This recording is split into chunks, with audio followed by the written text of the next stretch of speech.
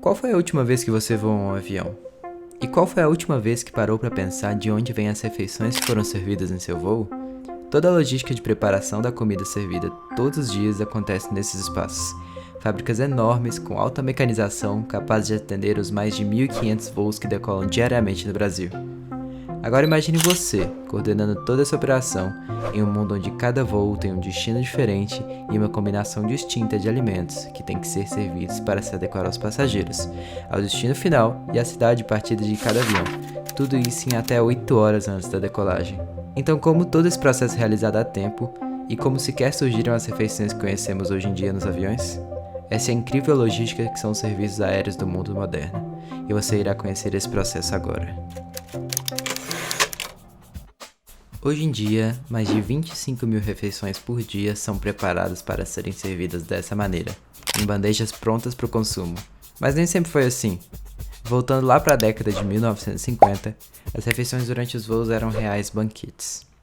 Uma empresa que se chamava Pan American ficou rapidamente conhecida por seu serviço de bordo pioneiro, que servia cortes inteiros de carne assada, fatiados em pleno voo. Aqui no Brasil, algumas empresas antigas da aviação nacional também se destacavam no serviço. A Transbrasil, por exemplo, era conhecida por servir a clássica feijoada em pleno ar. Em seu princípio, as refeições extravagantes nos voos comerciais eram a maneira das companhias de distinguirem-se da concorrência, mas rapidamente foram sendo reduzidas progressivamente conforme a indústria da aviação crescia e eram precisos cortar os custos. Hoje em dia, todos os dias, cerca de 1.500 aviões decolam em todo o território nacional. Neles, são servidos desde biscoitos a refrigerantes, até filé de pirarucu com purê de mandioquinha, uma das novas refeições da primeira classe servidas nos voos internacionais da Azul. Cada voo tem uma demanda diferente pelos produtos que serão servidos. Você se lembra dos fatores que pedi para que tentasse imaginar lá no começo do vídeo? Pois bem, cada refeição servida em cada voo que decola todos os dias depende de diversos fatores, entre eles, o tipo de voo, a duração do voo, a classe de serviço, o destino e a partida do avião, e entre muitos outros que não vamos falar por agora. Por isso, uma fábrica como a das empresas Gate Gourmet e LSJ Sky Chefs precisam de uma estrutura incrível para atender todas essas necessidades de diversas companhias. O processo de fabricação dos alimentos geralmente é dividido em 4 partes gerais. A primeira é o recebimento, estoque e limpeza das matérias-primas. A segunda é o pré-preparo e resfriamento. A terceira é a montagem e, por fim, a distribuição. Primeiro, é preciso das matérias-primas que serão utilizadas na cozinha. As fábricas recebem todos os dias dezenas de alimentos para suprir o seu estoque, com diferentes datas de validade e maneiras diferentes de serem estocadas.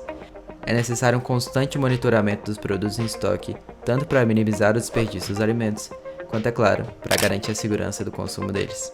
Nessa próxima fase, o trabalho também é dividido entre 2 setores: o corte das frutas, legumes, vegetais e carnes e a chamada cozinha quente.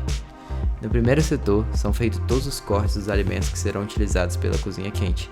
Já na cozinha quente, acontece o cozimento de tudo que será utilizado nas refeições, em gigantes panelas, caldeiras e chapas industriais, que têm capacidade de atender todos os preparos da gigante indústria.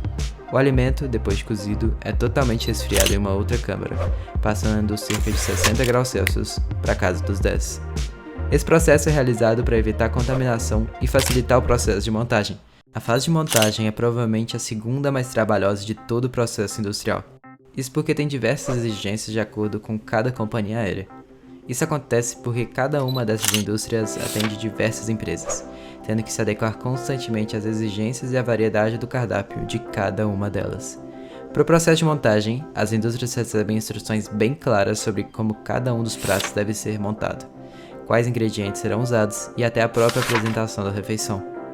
Uma vez tendo cada uma dessas instruções, os alimentos são levados para a linha de montagem, setor que também é dividido entre 3 espaços: o espaço das classes executiva e primeira classe, o espaço da classe econômica e a região onde as refeições da tripulação são montadas. O curioso é que a comida servida para o piloto e para o copiloto também são diferentes.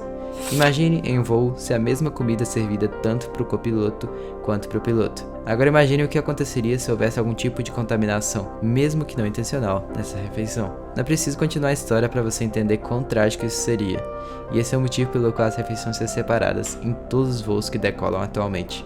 Quando é terminado esse extenso processo de recebimento, pré-preparo, cozimento e montagem, as refeições são colocadas em bandejas como as que você recebe no avião e encaminhadas para a fase de distribuição. Na fase de distribuição, as bandejas com as refeições que saem da montagem são dispostas nos carrinhos. Esses carrinhos são lacrados ainda na indústria de produção e abertos somente quando a tripulação vai servi-los a bordo. Um dos protocolos para evitar que contrabandos se aproveitem desses carrinhos para chegar em solo internacional. Tendo realizado esse processo, as cargas são carregadas aos caminhões de distribuição. Cada aeronave precisa de 1 a 4 caminhões de porte médio para ser abastecida, dependendo do seu tamanho e as demandas do próprio voo. A distribuição é como uma corrida de Fórmula 1 e começa assim que o avião encosta na ponte aérea. Quando isso acontece, saem 2 frotas de caminhões para simultaneamente abastecer o novo voo e recolher o que sobrou do anterior. O tempo entre um voo e outro é, em média, de 30 minutos, e os caminhões chegam à ponte aérea e começam o abastecimento cerca de 15 minutos antes do embarque dos passageiros.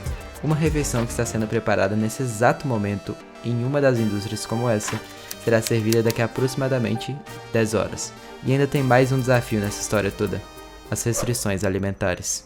Em especial, têm crescido muitos pedidos por opções vegetarianas, veganas e sem glúten nos últimos anos. O mercado plant-based, isso é, vegano, cresceu quase 70% nos últimos 5 anos. A tendência desse crescimento é acarretar em um número cada vez crescente de pedidos de opções de pratos especiais a bordo. Assim como as empresas controlam rigorosamente o que deve entrar nas aeronaves, também tem que se preocupar com todo o material que é retirado. Uma única tonelada de lixo das cabines pode custar até $600 para as companhias aéreas. Mas existem soluções inovadoras nessa área. Uma empresa chamada Winnow, por exemplo, cria dispositivos pioneiros na solução de resíduos alimentares. Essa e outras tecnologias têm ajudado a indústria aérea a caminhar para um futuro mais sustentável, tanto em termos econômicos quanto ambientais. Desde a década de 1950 até hoje, as refeições se tornaram uma parte essencial dos voos comerciais em todo o mundo. E, enquanto nós continuarmos voando em engenhosas máquinas como os aviões, é assim que vai funcionar a logística dos voos. Se você se manteve até aqui, muito obrigado pela atenção. Considere inscrever-se para ajudar o canal a fazer mais produções como essa. Compartilhe o vídeo e curta para espalhar o conhecimento para mais pessoas.